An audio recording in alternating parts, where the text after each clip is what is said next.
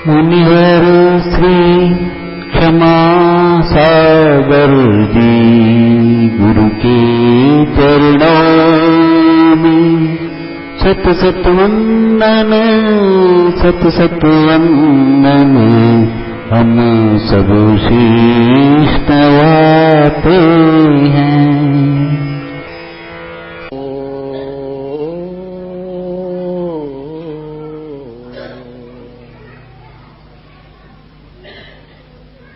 भौबीजाङ्कुरजनना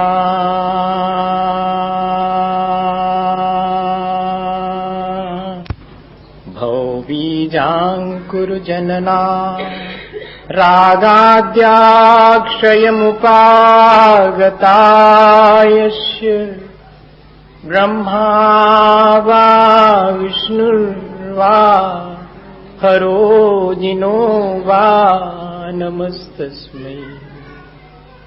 जो विद्यादि सागर सुधी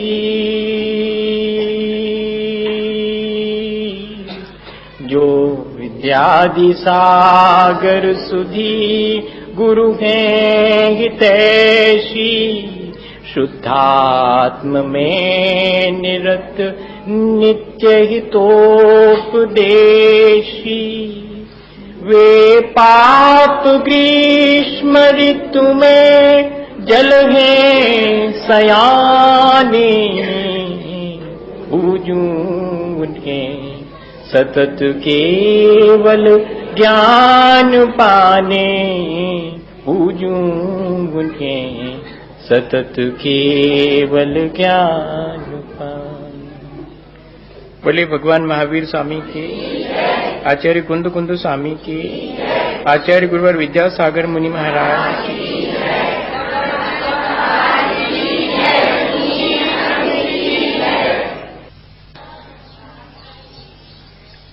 हम सभी लोग हमेशा की तरह आज भी अपने जीवन को अच्छा बनाने की प्रक्रिया पर कुछ बातें सीखना चाहते हैं और शायद इसीलिए हम सब लोग यहाँ एक साथ बैठे हुए हैं। मैं तो यही मान के चल रहा हूं कि हम सबके भीतर अपने जीवन को अच्छा बनाने की एक ललक, एक आकांक्षा पिछले दिनों उत्पन्न हो गई है और शेष जीवन हमें अब इस एक ही कार्य में व्यतीत करना है कि कल जिस तरह से मैंने अपने जीवन को जिया था, आज मैं उससे भी बेहतर ढंग से कैसे जी सकता हूं। हम अपने जीवन में थोड़ा सा एनालाइज करें तो हम देखते हैं कि हमारे जीवन में दुख हैं, लेकिन उन दुखों को हम स्वीकार नहीं कर पाते हैं। कहीं ना कहीं हमें भीतर ये लगता है कि जिस तरह मैं जीवन जी रहा हूं, मैं उसमें थोड़े से परिवर्तन करके और इसी जीवन में मैं सुख पालूंगा। जबकि हमारे अपने जीवन का वर्षों का अनुभव है कि जिन क्रियाओं को हम दोहरा रहे हैं संसार की, सुबह से लेकर के शाम तक, उनमें हमें सिवाय दुख के आज तक कुछ नहीं मिला। लेकिन इसके बावजूद भी हम उन क्रियाओं से विमुख नहीं हो पाते हैं, क्योंकि कहीं भीतर कोई एक आशा बनी हुई है कि शायद सुख मिलेगा। अभी और यहां नहीं मिला तो कभी और कहीं तो मिलेगा। बाहर से जरूर कोई हमसे पूछे कि संसार में क्या पाया, तो हम कहेंगे कि हमने संसार में सिवाय दुख के और कुछ नहीं पाया। जो थोड़ा बहुत सुख मिला वो भी बहुत क्षणिक था, पर वो तो ऐसे व्यतीत हो गया कि पता ही नहीं लगा। पर दुख और दुख के क्षण भुलाई नहीं भूलते। इतना हम दूसरे से कहेंगे जरूर, लेकिन उस दुख को हम स्वीकार नहीं कर पाते अपने भीतर। दुख की स्वीकृति की कसौटी क्या है? जिस चीज में व्यक्ति को दुख मालूम पड़ता है और वास्तव में वो उसको स्वीकार कर ले तो फिर उससे विमुख उसी क्षण हो जाता है। हाथ में अगर कोई गर्म चीज आ जाए तो ना किसी से ये पूछना पड़ता है कि मैं इसे कहां छोड़ूं, किस डेट में इसे छोड़ूं, और मुझे छोड़ना चाहिए कि नहीं, इस पे मुझे एक एक्सपर्ट की एक मीटिंग बुलानी पड़ेगी कि मुझे छोड़ना चाहिए कि नहीं। ऐसा हम कभी नहीं करते, लेकिन हाथ में गर्म चीज आते ही हमारे हाथ से छूट जाती है। ये उस गर्म चीज की स्वीकृति की प्रतिक्रिया है हमारे जीवन में। जैसे ही हमारे जीवन में वो चीज हमें अहितकारी जान पड़ती है, अगर सचमुच हमने उसे अहितकारी मान लिया है, अनुभव कर लिया है, तो विद इन ए मूवमेंट उसी क्षण उसे हमसे विमुख हो जाना चाहिएगा। लेकिन होता नहीं है। इसके मायने हैं कि कहीं ना कहीं हमारी आशा उसमें लगी हुई है कि शायद ठीक है, मेरे पास एक छोटा सा मकान है, उसमें मुझे सुख नहीं मिला, लेकिन थोड़ा सा बड़ा हो जाएगा तब तो मिलेगा, इसी मकान में मिलेगा। ये जो मैंने अपने अम्यूजमेंट के जो साधन जुटा रखे हैं, मनोरंजन के जो भी साधन जुटा रहे हैं, इनमें अभी मुझे सुख नहीं मिल रहा है, लेकिन मिलेगा, इसी में मिलेगा। ये जो मेरी अपनी एक भ्रामक धारणा है हम सबके साथ, वो हमें उस दुख की अनुभूति होने के बाद भी भीतर तक स्वीकृति करने में बाधक बनता है। हम अगर दुख को स्वीकार कर लें तो उस दुख से बचने का हम आसानी से उपाय कर सकते हैं। एक नाव में और कुछ बच्चे, नवयुवक और नौका विहार करने के लिए निकले। मल्लाह को उन्होंने मना कर दिया कि हम तो स्वयं ही बोटिंग कर लेंगे, हम में से चलाना जानते हैं। और शाम के धुंधलके में उन्होंने अपनी यात्रा शुरू की। रात गहराती गई और वे खान पान और उसमें लगे रहे, नाव में बैठे। कुछ लोग चप्पू चलाते रहे, सारी रात चप्पू चले, पतवार नाव खेती रही और खाने पीने में उनका नशा बढ़ता चला गया। वे भूल गए कि जरा देख तो लें कि हम कहां तक पहुंच गए हैं। और सुबह जब थोड़ा सा होश में आए तब देखा कि नाव तो वहीं खड़ी हुई है और सारी रात चप्पू चलाते रहे हम। आखिर बात क्या हुई? अब तक तो बहुत लंबी यात्रा हो जानी थी, दूसरे किनारे तक पहुंच जाना चाहिए था। नाविक ने अपनी नाव वापस लौटाने के लिए कहा तो उन्होंने कहा कि अभी तो हमारी यात्रा शुरू ही नहीं हो पाई, आखिर बात क्या हुई? तो देखा उन्होंने किनारे से बंधी हुई नाव की रस्सी ही नहीं छोड़ी थी और यात्रा शुरू कर दी थी। कहीं ऐसा तो नहीं कि हम लोग इस संसार में सुख पाना चाहते हैं लेकिन उन्हीं दुखों से बंधे हुए रहते हैं जो आज तक हमें संसार में मिले हुए हैं। हम उन जिन चीजों में से हमें दुख मिलता है उनको छोड़ना पसंद नहीं करते हैं और चाहते हैं कि हमें सुख मिल जाए। क्या ऐसे ही हमारी स्थिति तो नहीं है? अगर ऐसी स्थिति है तो हमें थोड़ा सा अपने जीवन के बारे में विचार करना चाहिए और बहुत स्पष्ट सा विचार करना चाहिए कि यदि मेरे जीवन में दुख है तो मैं उन्हें स्वीकार क्यों नहीं कर पाता हूं। एक बार मैं उन्हें ठीक ढंग से स्वीकार कर लूं। जिन जिन चीजों से मुझे दुख मिलता है उन चीजों को क्यों नहीं मैं अपने जीवन से विदा दे देता हूं। और दूसरी चीज, अगर मेरे जीवन में दुख है तो कोई ना कोई वजह होगी, बिना वजह के कोई चीज नहीं होती। Cause and effect. अगर कोई कार्य हुआ है तो उसका कोई ना कोई कारण होगा। अगर मेरे जीवन में दुख आया है तो फिर उसका कोई कारण है। आज तक हमने क्या किया है? अपने जीवन में दुख आए हैं तो हमने उनका कारण कहां ढूंढा है? बाहर ढूंढा है। ये अनफेवरेबल कंडीशंस थी इसलिए मुझे दुख मिला। ये जो मेरे आसपास लोग थे वो बहुत फेवरेबल नहीं थे इसलिए मुझे दुख मिला। या कि और कोई बहुत सारी चीजें हैं, आर्थिक रूप से मैं अभावग्रस्त हूं इसलिए मुझे दुख मिल रहा है। ऐसे कारण तो हमने अपने जीवन में बहुत बार खोजे हैं, लेकिन वास्तव में दुख का सिर्फ कोई बाहरी कारण ही हो ऐसा नहीं है। मेरे अपने अंतरंग में मेरे जो संस्कार हैं वे भी तो मुझे दुख देते हैं, वे भी तो मुझे पीड़ा देते हैं। अगर ये बात समझ में आ जाए तो बाह्य जगत में जो हम दुख का कारण ढूंढते हैं वो अपने भीतर ही ढूंढना शुरू कर देंगे। और एक बार अगर ये मालूम पड़ जाए कि दुख का कारण या कि सुख का कारण मेरे अपने ही भीतर है, मेरे अपने विचार दशा में है, मेरी अपनी भाव दशा में है, अगर ये चीज हमें क्लियर हो जाए तो कोई वजह नहीं है कि हम फिर उन दुख के कारणों से बचना शुरू करें। तो दूसरी सच्चाई जीवन में है कि अगर दुख है तो उस दुख का कारण है। जब दुख का कारण है तो फिर दुख से बचने का उपाय भी होगा। और एक अत्यंत सुख की अवस्था भी होगी।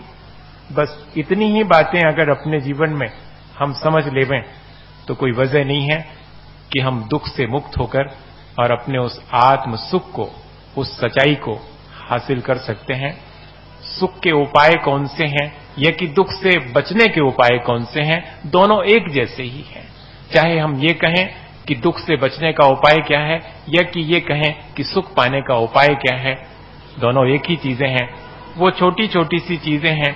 अगर हम देखें तो अपना सोच अगर हम बदल लें तो फिर पहला उपाय है कि हम दुख से बच सकते हैं। बहुत सारे दुख हमारे अपने सोच की वजह से हैं। भविष्य में, अभी वर्तमान में तो मुझे सुख सुविधाएं हैं, भविष्य में पता नहीं मेरे जीवन में कौन सा दुख आ जाएगा। ये एक अनावश्यक सोच है, लेकिन वह भी हमारे दुख में कारण बनता है। और इतना ही नहीं, हमारा अपना सोच अगर नेगेटिव है तब फिर मानिएगा हमें भगवान भी आकर के यहां कोई सुख नहीं दिला पाएंगे। सुख हमारे सोच पर निर्भर है। मैं हमेशा उदाहरण देता हूं नेगेटिव और पॉजिटिव सोच का। वो बहुत छोटा सा है। एक बगीचे में और अगर एक भौरा जाए और एक मक्खी जाए तो देखिएगा मजा। वो भौरा जाता है तो उस बगीचे में फूलों के ऊपर बैठता है और उनसे पराग लेकर के गुनगुनाता हुआ लौट जाता है। और मक्खी महारानी अगर पहुंचती हैं तो उस बगीचे में उनको फूलों से कोई मतलब नहीं है। जितनी सड़ी गली कचरा वाली चीज जली हुई है वो वहीं जाके बैठती हैं। बगीचे में दोनों प्रकार की चीजें हैं। आप क्या चुनना चाहेंगे ये आपके अपने सोच पर निर्भर करता है। यहां इस संसार में हम सुख और दुख में से क्या चुनते हैं ये हमारे अपने सोच पर निर्भर है। इतना ही नहीं, अगर हमारा सोच नेगेटिव है तो हमारे जीवन में जितने भी सुख हैं वे भी विदा ले लेंगे और अनावश्यक दुख हमारे जीवन में सम्मिलित हो। क्या हुआ, एक गांव में और एक व्यक्ति हमेशा दुखी रहा करता था और दुख का कारण भी समझ में आता था। बहुत स्पष्ट कारण समझ में आता था दुख का कि अब किसान है तो किसान को तो कभी ज्यादा पानी गिर गया तो फसल खराब हो गई, या कि कमती पानी गिरा तो भी बहुत मुश्किल है, और कभी कभी कोई कीड़ा लग गया तो फसल खराब हो जाती थी। हर साल कुछ ना कुछ होता था।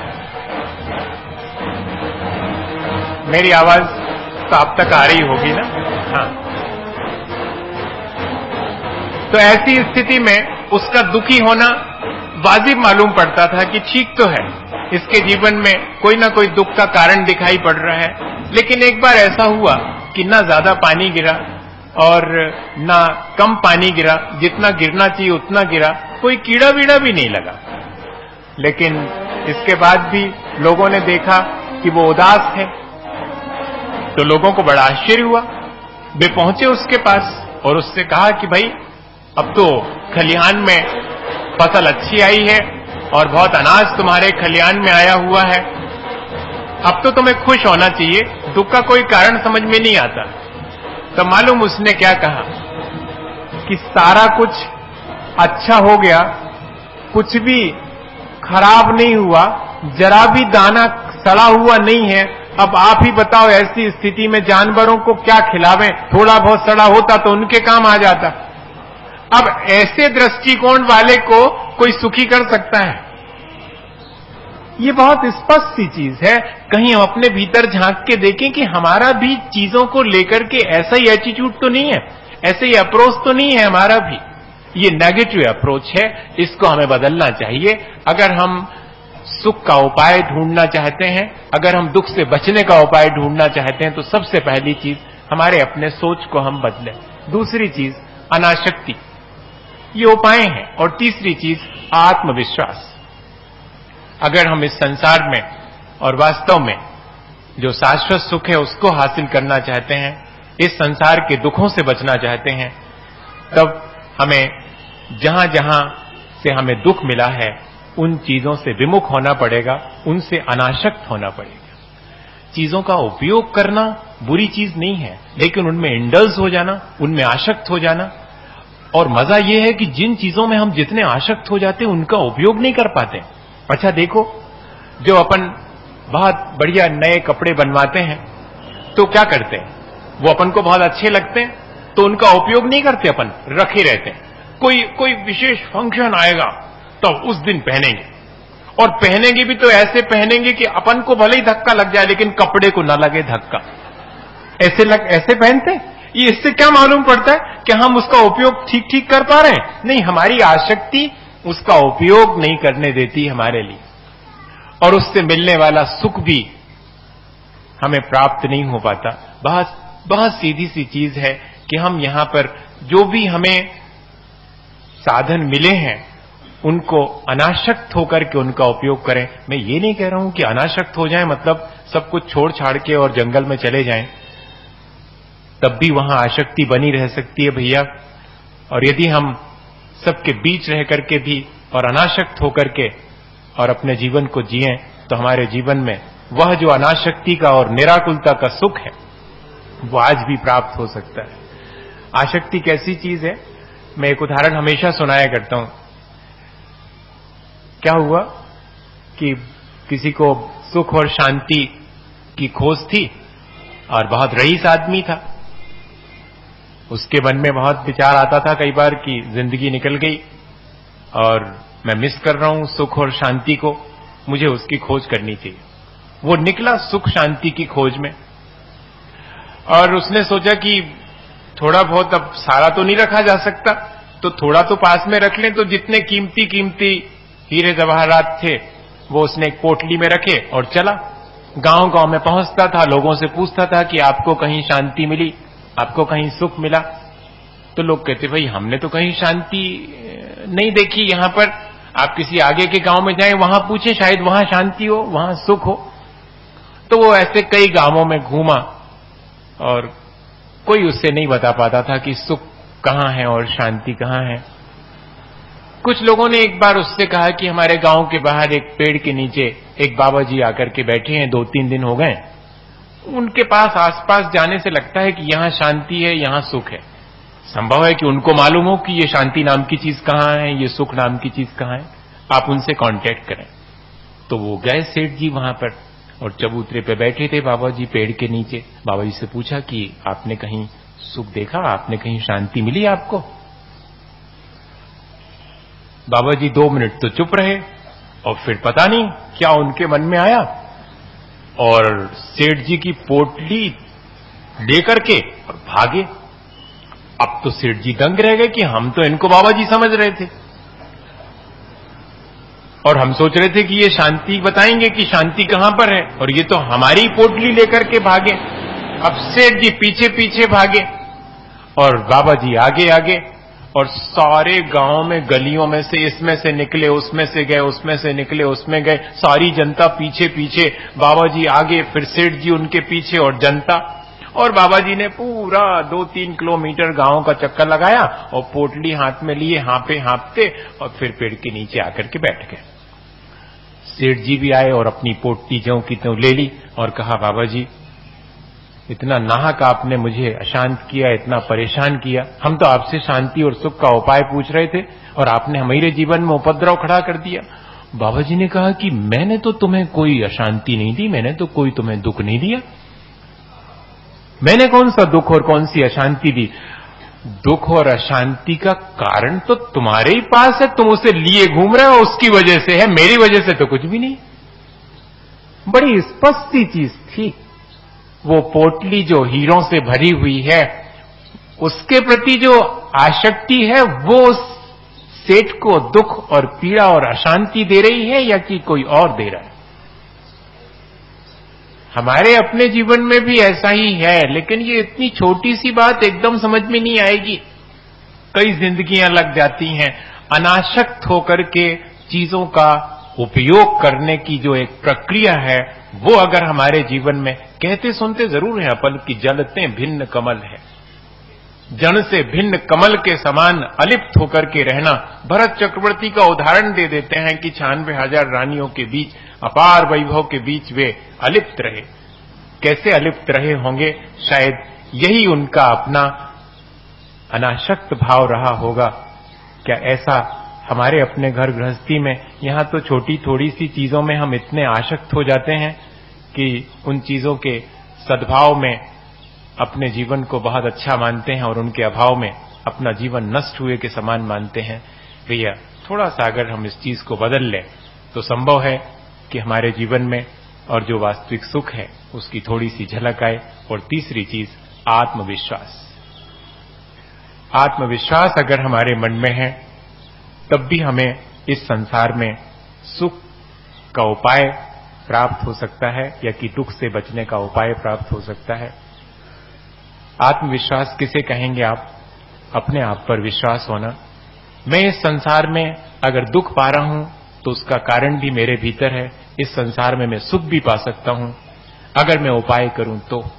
वरना हम लोग अपने आप को बहुत दीनहीन और असहाय सा मान लेते हैं कि हमारे जीवन में तो हमेशा हमने बचपन से देखा दुख ही दुख मिला है, हमको तो सुख मिल ही नहीं सकता। ऐसे हारे हुए लोग शायद हम हैं और इसी वजह से हमने एक बार अब इस संसार में अपनी हार मान ली है कि यहां तो दुख ही है और मुझे कहीं सुख मिल ही नहीं सकता। हम एक बार अगर अपने आत्मविश्वास और फिर अगर उनमें कोई चीज कम हो रही है और हम किसी चीज को उनमें बढ़ाना चाह रहे हैं तो क्यों नहीं हम उनके भीतर इस बात को पैदा करते हैं कि वे अच्छे बन सकते हैं, वे आत्मविश्वास पूर्वक अपने रास्ते पर आगे बढ़े, वे सफलता हासिल करेंगे। 2 रोटी कमाने वाली विद्या दुनिया सिखा रही है, लेकिन आत्म संतोष और आत्म सुख प्राप्त करने वाली विद्या भी उनके पास है।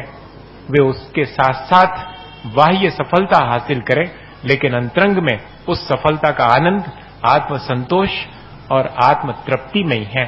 सेल्फ सेटिस्फैक्शन के बिना सारी उपलब्धियां हमारे लिए व्यर्थ हो जाती हैं। मैं कई बच्चों से मिला हूं और जिन्होंने बहुत बहुत ऊंचाई पाली और उसके बाद भी वे कहते हैं कि इतना सब होने के बाद भी मेरे जीवन में अभी भी संतोष नहीं है, एक सेटिस्फैक्शन नहीं मिल पाया। हमने बहुत बढ़िया पढ़ाई पढ़ी और बहुत अच्छी पोस्ट भी हमने गेन करी और हमारी अपनी बहुत वेल इक्विप्ड फैमिली है, लेकिन इसके बाद भी सेटिस्फैक्शन नहीं है। क्यों नहीं है? उसका कारण क्या है? वो हमारी अपनी कमी है।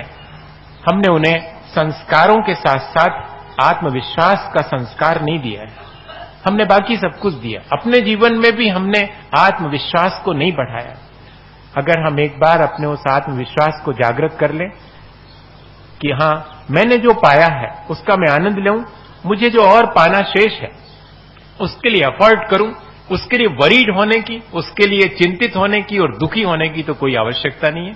जब मैंने इस संसार में बहुत सारी चीजें अपने आत्मबल पर हासिल की हैं तो आगे भी मैं कर लूंगा और जो मुझे प्राप्त हुआ है उसमें मैं संतोष रखूं। मुझे और मैं ये नहीं कह रहा हूं कि हम जितना प्राप्त है उसमें संतुष्ट होकर के बैठ जाएं हाथ पे हाथ रख के। नहीं तो आज के समय में बच्चे लोग ये क्रॉस क्वेश्चन कर लेते हैं कि फिर हमारी प्रगति ही रुक जाएगी। नहीं, हमें ज्यादा तो हासिल करना है, लेकिन जितना प्राप्त है उसका आनंद भी तो लेना है और फिर ज्यादा प्राप्त करने के लिए हमें एफर्ट करना है। अपने आत्मविश्वास के साथ में हम अगर एफर्ट करेंगे तो हमें वो चीज भी प्राप्त होगी। सबके जीवन में भी यही है, चाहे वो सांसारिक सफलता हो, चाहे वो आध्यात्मिक और पारमार्थिक सफलता हो, दोनों में ही आत्मविश्वास के बिना कोई काम नहीं बनता। एक छोटी सी घटना है, शायद समझ में आए कि कैसे आत्मविश्वास से हम जीत जाते हैं और कैसे आत्मविश्वास नहीं होने पर हम हार जाते हैं। घटना तो बहुत पुरानी है, राजा महाराजाओं के समय की है। कोई एक राजा हुआ करते थे और उनके पड़ोसी देश ने उन पर आक्रमण कर दिया तो सेनापति ने विड्रॉ कर लिया। राजा से जाके कहा कि इतनी बड़ी सेना आक्रमण करने के लिए आ रही है और हमारे पास तो 150 सैनिक हैं, हम अपना सेनापति पद छोड़ते हैं, आप जाने हमारे बस का नहीं है, या तो फिर आप और सैनिक हमें दें।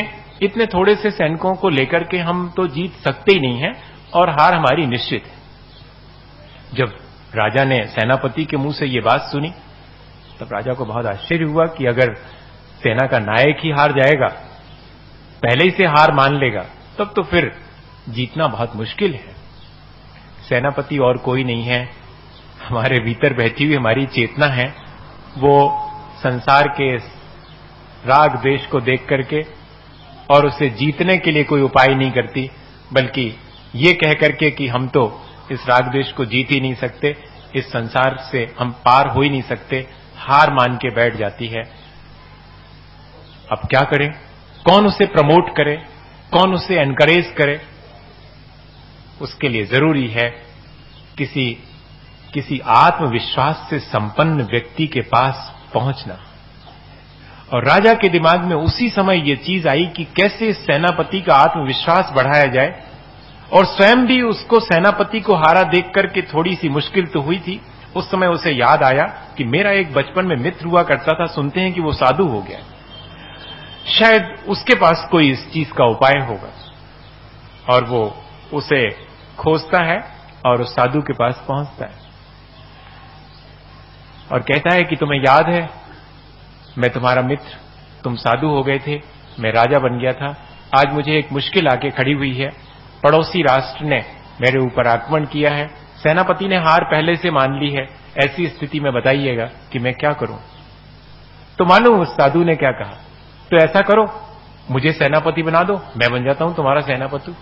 बड़ा आश्चर्य हुआ उसको, राजा को, कि तुमने कभी तलवार उठाई नहीं, तुम कभी लड़ने गए नहीं युद्ध के मैदान में, और तुम स्वयं बाबा जी बने बैठे हो और कह रहे हो कि सेनापति। देखो भाई, ऐसे बहुत सीरियस केस में, और तुम थोड़ा हल्का मत लो इसको, मजाक मत करो। बचपन में तो तुम स्कूल के दिनों में तो ऐसी मजाक करते थे, पर इन दिनों भी तो मत करो। तो उस बाबा जी ने कहा कि सुनो, वो जो मित्र था उसने कहा सुनो, ऐसा नहीं है, मैं तुमसे मजाक नहीं कर रहा हूं, मैं सच कह रहा हूं। तुम चाहो तो मैं तुम्हारा सेनापति बनकर के सेनाओं को लेकर के लड़ने जा सकता हूं, और तुम इस पर फिर से विचार कर लो। अब राजा बहुत सोच में पड़ गया। उसने कहा कि अगर आप ऐसा कहते हैं तो मुझे आपकी बात मंजूर है, तो चलो। वो मित्र जो कि साधु था, वो यहां आता है राजा के देश में, और सेनाओं के सामने खड़े होकर कहता है कि राजा की तरफ से मैं सेनापति बनाया गया हूं, और मुझे पूरा भरोसा है कि मैं जीत करके लौटूंगा। तुम सब अगर मेरे साथ आना चाहो तो आ सकते हो, और नहीं आना चाहो तो मैं तो एक अकेला भी उतनी बड़ी सेना से लड़ने की ताकत रखता हूं। अरे, सारी सेना दंग रह गई कि ये एक अकेला आदमी इतना बड़ा साहस का काम करने के लिए कह रहा है। तो फिर अगर इसको इतना भरोसा है कि मैं एक अकेला भी सारी सेना से जूझ सकता हूं, तो चलो अपन भी चलते, क्या फर्क पड़ेगा।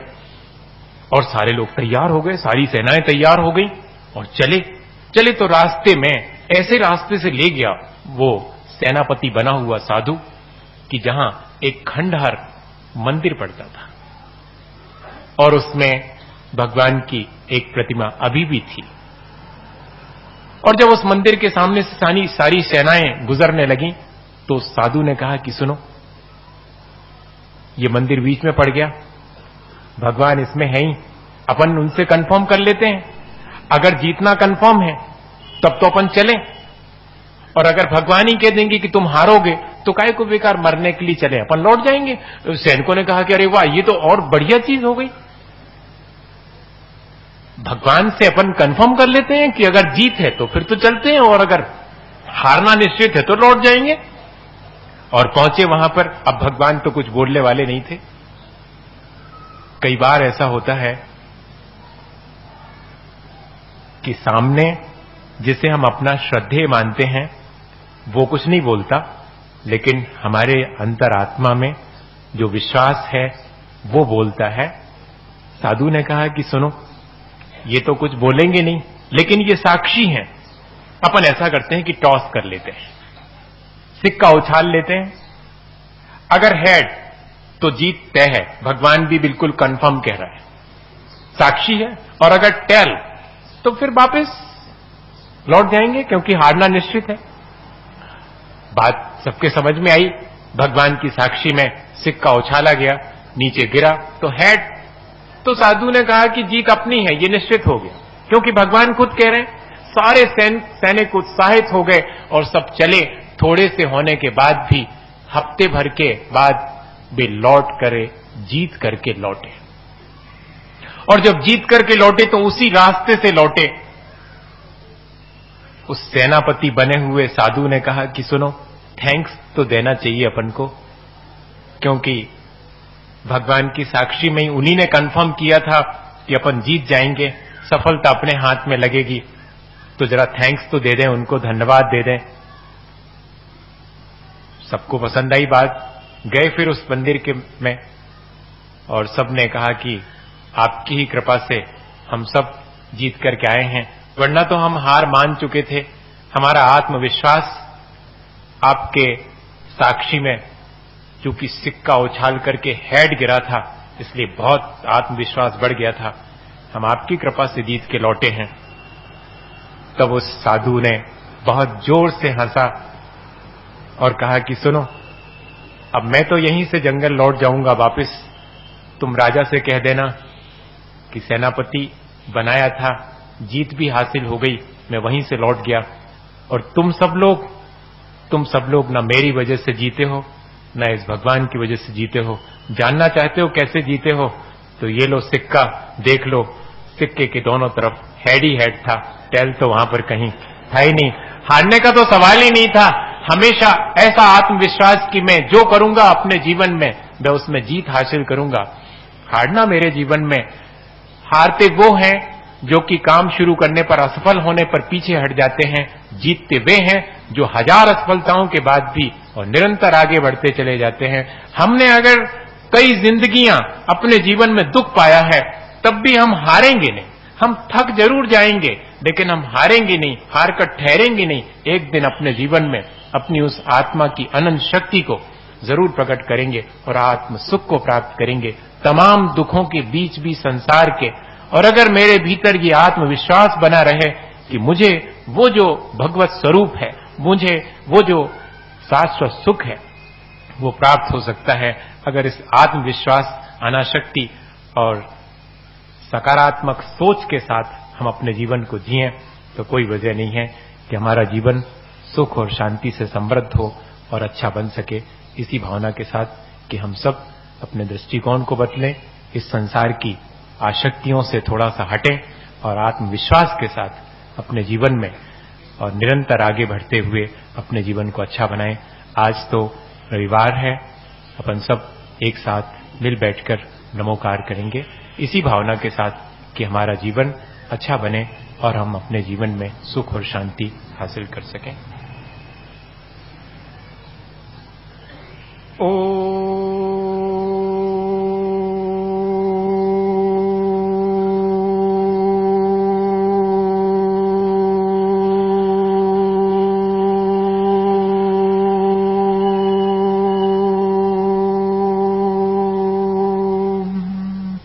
नमो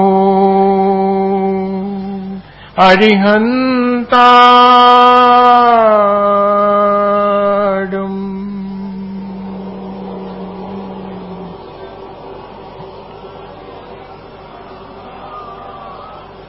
ओम नमो सिद्धाणम्।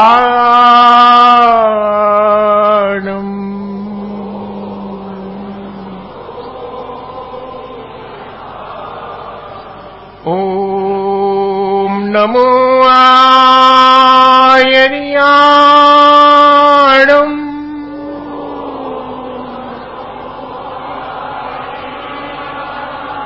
ओम नमो वज्रायाणम्।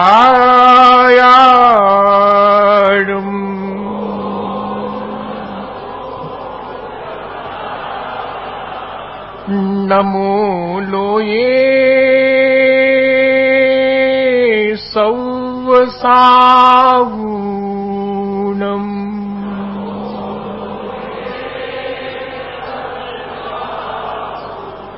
चत्तारि मङ्गलम्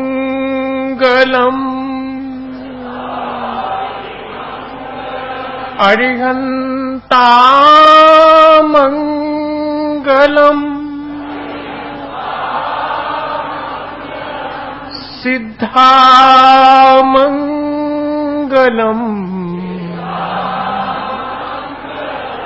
सावुमंगलम्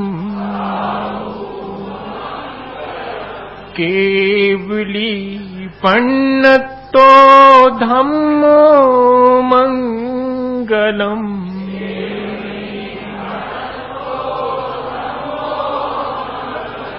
चत्तारि लोकुत्तमा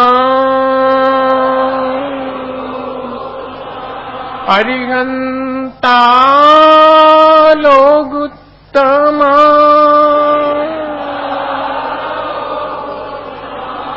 सिद्धा लोकुत्तमा सावु लोकुत्तमा केवली पन्नतो धम्मो लोकुत्तमो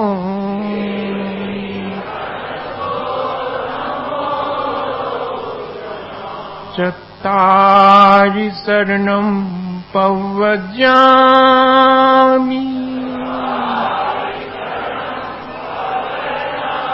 अरिहन्ते शरणं पव्वजामि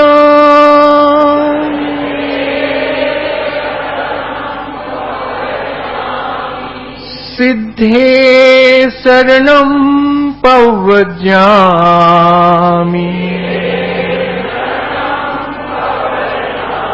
साहु शरणं पव्वजामि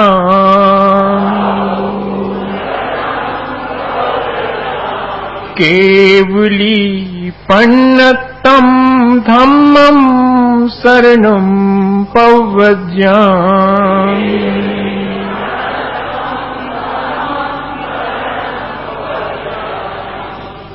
धम्मं शरणं पव्वजामि। आचार्य गुरुवर विद्यासागर मुनि महाराज